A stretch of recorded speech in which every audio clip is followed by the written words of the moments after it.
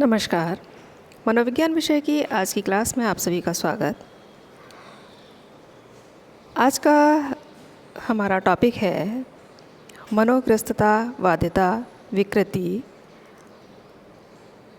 Part 2। Part 2 इसलिए क्योंकि पिछले वीडियो में हमने बात की थी मनोग्रस्तता, बाध्यता, विकृति की, और मनोग्रस्तता, बाध्यता, विकृति की बात करते हुए हमने ये समझा कि मनोग्रस्तता किसे कहते हैं, बाध्यता किसे कहते हैं, और मनोग्रस्तता के लक्षण क्या हैं, बाध्यता के लक्षण क्या हैं, और ये किस प्रकार से एक व्यक्ति को प्रभावित करते हैं।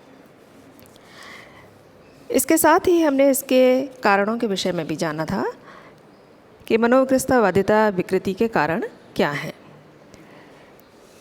आज हम इन्हीं सब कारणों की यहाँ पर विस्तार से चर्चा करेंगे।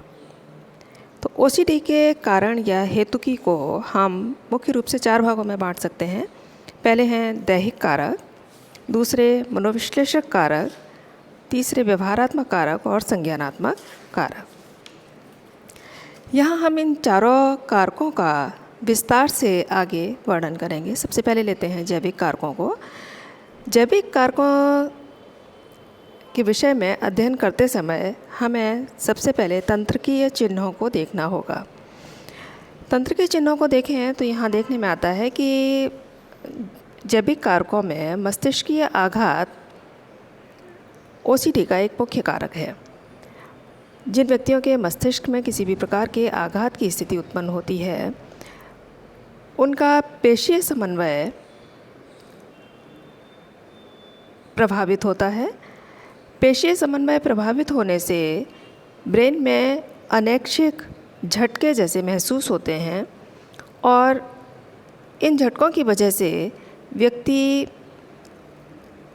ओसीडी या मनोग्रस्तता, बाध्यता, विकृति से प्रभावित हो जाता है।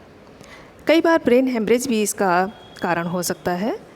मस्तिष्क में आई हुई किसी चोट के कारण यदि रक्तस्राव हुआ है तो वो रक्तस्राव भी इसका कारण हो सकता है। इस विषय में एक एग्जाम्पल दिया है कि एक 8 वर्षीय बालक जो मैदान में खेल रहा था अन्य बच्चों के साथ में, अचानक ही वो गिरा और उसके मस्तिष्क में चोट लगी। ऑपरेशन किया गया उसका, लेकिन ऑपरेशन के बाद में उसमें एक विकृति देखने में आई कि उसे 7 नंबर से एक विशेष प्रकार का एसोसिएशन उसमें देखने में आया। वो किसी भी चीज़ को 7 बार करता, 7 बजे खाना खाता, तो उसकी एक जैसे निडल सेट हो गई हो उस जगह पर। तो जितने भी तंत्रिकीय चिन्ह मिले हैं उनके आधार पर ये कहा जा सकता है कि जैविक कारकों में मस्तिष्कीय आघात का भी एक मुख्य रोल है ओसीडी के संदर्भ में। मस्तिष्कीय स्कैन असामान्यता, यहाँ आप देख रहे हैं जैविक कारकों में ही मस्तिष्कीय अति क्रियाशीलता। अगर हमारे मस्तिष्क के कुछ भाग अत्यधिक क्रियाशील हो जाते हैं तो वे हमारे मस्तिष्क की क्रियाओं को कंट्रोल करने में असमर्थ होते हैं। और यहाँ ये भी देखने में आया है कि कॉर्टिकल स्ट्रेटल थैलेमिक क्षेत्र की अति सक्रियता भी ओसीडी का या ऑब्सेसिव कंपल्सिव डिसऑर्डर का एक कारण बन जाता है। यहाँ आगे एक डायग्राम दिया है। इस डायग्राम को अगर आप ध्यान से देखेंगे तो ये normal information processing and OCD mall functions in the brain, एक सामान्य व्यक्ति का ब्रेन किस प्रकार से कार्य करता है और ओसीडी से प्रभावित व्यक्ति का मस्तिष्क किस प्रकार से कार्य करता है, इसको विशेष रूप से समझाया गया है। इसमें पहले नंबर पर आप देख रहे हैं ऑर्बिटोफ्रंटल कॉर्टेक्स। सामान्य अवस्था में ये integrate sensory information, making decision, anticipates reward and punishment. सामान्य व्यक्ति का जो मस्तिष्क है उसका ऑर्बिटोफ्रंटल कॉर्टेक्स जो यहाँ दिखाया हुआ है ऊपर रेड कलर से, ये विशेष रूप से नियंत्रित करता है हमारे संवेदी सूचनाओं को। ये हमारे निर्णयों को प्रभावित करता है और रिवॉर्ड और पनिशमेंट जैसी क्रियाओं को के लिए उत्तरदायी होता है। लेकिन जब व्यक्ति ऑब्सेसिव कंपल्सिव डिसऑर्डर से प्रभावित हो जाता है तो ऐसे व्यक्तियों का ब्रेन में एक विशेष रूप से डिफेक्ट या एरर आ जाती है और where there isn't one and sends worry signals. जब यहाँ ऐसी एरर आ जाती है जिसमें कि कोई भी उद्दीपक उपस्थित नहीं होने पर भी ये चिंता के सिग्नल्स लगातार भेजता रहता है। उसी प्रकार से अगर बेसल गैंग्लिया को देखें तो नॉर्मल ब्रेन में controls movements, thinking and judgement. सामान्य व्यक्ति का जो मस्तिष्क है वो नियंत्रित करता है किसको? हमारी गतियों को, हमारे चिंतन को और हमारे निर्णय की क्षमता को। लेकिन ओसीडी ब्रेन कॉजेस रिफ्लेक्सिव और रिपीटेटिव बिहेवियर। इसमें एक बारंबारता किसी कार्य को करने की इस तरह के व्यवहार में प्रदर्शित होती है। कॉर्डेड न्यूक्लियस में देखा जाए तो नॉर्मल ब्रेन में processes and filters information, removes unwanted thoughts. ये क्या करता है? हमारी सामान्य व्यक्ति में इंफॉर्मेशन को, जो भी सूचनाएं हमें मिल रही हैं उनको फिल्टरिंग का काम करता है।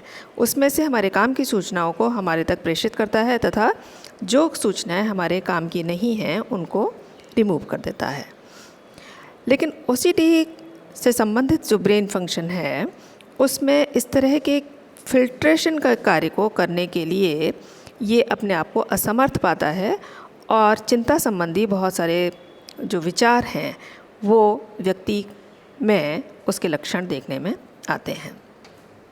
सिंगुलेट जीरस को अगर हम देखें तो सामान्य व्यक्ति के ब्रेन में ये emotional response to thoughts add करने का कार्य करता है। ये जो हमारे विचार हैं उनके प्रति संवेगात्मक रूप से प्रत्युत्तर प्रदान करने का कार्य करता है। जबकि OCD brain adds emotions like disgust, guilt to anxious thoughts. ये विशेष रूप से हमारे जो एंग्शियस थॉट हैं उनमें अपराध बोध और डिस्गस्ट की फीलिंग को शामिल करने का कार्य करता है। जैविक कारकों में ही हम औषधि चिकित्सा की बात अगर करें तो ये देखने में आता है कि इस तरह के रोगियों को औषधि के प्रयोग से लाभ होता है। औषधियों में भी विशेष रूप से क्लोमिप्रेमाइन जो औषधि है वो इस प्रकार के रोगियों में लाभप्रद कही जा सकती है। ये एक प्रकार की एंटी डिप्रेसेंट ड्रग है। तो ये डिप्रेशन से बाहर निकालने वाली एक ड्रग है जो चिंता के लक्षण एवं कारण हैं उनसे व्यक्ति को बाहर निकालने का कार्य करती है। इस औषधि के अलावा भी अनेक औषधियाँ हैं जो व्यक्ति को या रोगी को दी जाती हैं, ओसीडी पेशेंट्स को सजेस्ट की जाती हैं, लेकिन इनका उपयोग किसी प्रशिक्षित चिकित्सक के माध्यम से ही किया जाना सुनिश्चित होना चाहिए। दूसरे कारक हैं मनोविश्लेषणात्मक कारक। मनोविश्लेषणात्मक कारकों की अगर हम बात करें तो यहाँ अवांछनीय व अचेतन दमित चिंतन जब व्यक्ति के चेतन में आने का प्रयास करता है तब व्यक्ति सुरक्षात्मक उपाय ढूंढता है और ओसीडी के लक्षण विकसित कर लेता है। इसको अगर आप ध्यान से समझने का प्रयास करें तो अवांछनीय व अचेतन दमित चिंतन, अचेतन मस्तिष्क में जो हम नहीं चाहते हैं वैसी जब क्रियाएं होती रहती हैं या वैसा चिंतन जब चलता रहता है तो उस चिंतन को हम दमित करते हैं। क्यों? क्योंकि वो हम नहीं चाहते कि हम वैसा सोचें या वैसा कार्य करें। तो ये स्थितियाँ जब दमित हो जाती हैं, दमित आने के बाद में ये वहाँ शांति से नहीं बैठती और व्यक्ति के चेतन में आने का लगातार प्रयास करती हैं। जब ये लगातार प्रयास करती हैं तब व्यक्ति क्या करता है? क्योंकि व्यक्ति नहीं चाहता कि मस्तिष्क में ये इसी प्रकार से उपस्थित हों तो वो उनके प्रति सुरक्षात्मक उपाय ढूंढता है। और ये सुरक्षात्मक उपाय क्या हो जाते हैं? यही सुरक्षात्मक उपाय ओसीडी के लक्षण के रूप में व्यक्ति में दिखाई देते हैं। जैसे बार बार हाथ को धोना, गेट को बार बार चेक करना या गैस को बार बार चेक करना या इसी प्रकार के कोई भी अन्य लक्षण। यहाँ आप देखें तो आगे देख रहे हैं कि प्रतिस्थापन विकल्प, प्रतिस्थापन क्या है? एक तरह से एक विकल्प है। मानसिक संघर्ष से बचने के लिए रोगी खौफनाक चिंतन को कुछ कम करके अवांछनीय वस्तु पर स्थानांतरित करता है। यहाँ प्रतिस्थापित करता है या उसका विकल्प ढूंढता है। किसका विकल्प ढूंढता है?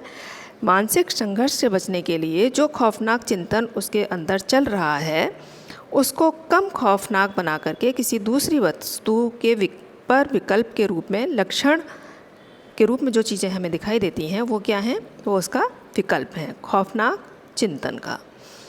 तो वो खौफनाक चिंतन को कुछ कम करती हैं और किसी अवांछनीय, जिसको कि हम चाहते नहीं है उस तरह के लक्षण के रूप में दिखाई दें, लेकिन उस वस्तु पर वो स्थानांतरित कर देता है।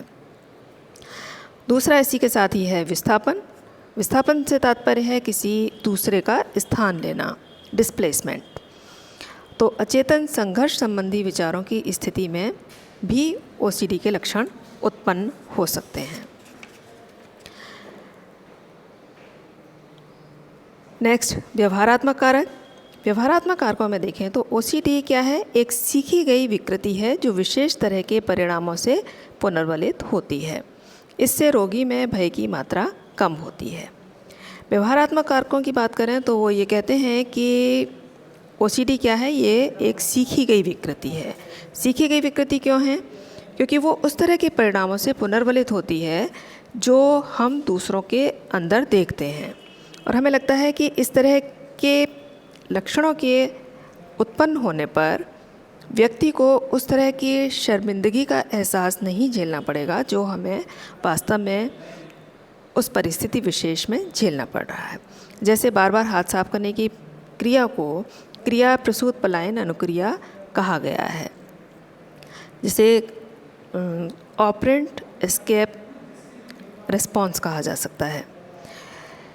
बार बार हाथ साफ करने की क्रिया से तात्पर्य है यहाँ पर कि अगर किसी व्यक्ति ने कोई अपराध किया है और अपराध करने के बाद में यदि वो लगातार बार बार हाथ साफ कर रहा है, तो इस हाथ साफ करने की प्रक्रिया के पीछे जो छुपी हुई मंशा है वो ये है कि उसने जो अपराध किया है उसके कहीं कोई चिन्ह उसके हाथों पर दिखाई ना दें, और इस प्रकार से वो उस विचार को बार बार अपने मस्तिष्क से हटाने का प्रयास करता है, और हाथों को धोने के बाद में वो ऐसा महसूस करता है कि उस अपराध के कोई भी चिन्ह उसके ऊपर दिखाई नहीं दे रहे हैं। कुछ रोगियों में बाधित जांच व्यवहार उत्पन्न हो जाता है जो रोगी की चिंता को कम करने में सहायक होता है। जैसा कि मैंने अभी बताया कि गैस को बार बार चेक करना, ये हो कि गैस बंद है या नहीं है, दरवाजे को बार बार चेक करना कि उसने उसको दरवाजे को ढंग से बंद किया है या नहीं किया है, तो ये सभी व्यवहारात्मक कारकों से संबंधित हैं।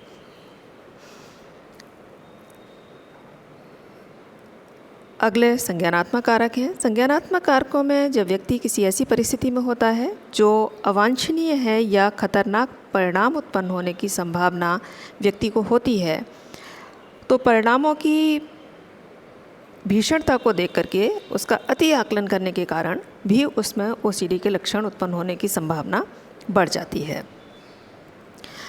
अति आकलन का संज्ञानात्मक सेट व्यक्ति को उस तरह की परिस्थिति से दूर हटने की प्रवृत्ति उत्पन्न करता है। किस प्रकार की परिस्थिति से दूर हटने की प्रवृत्ति उत्पन्न करता है?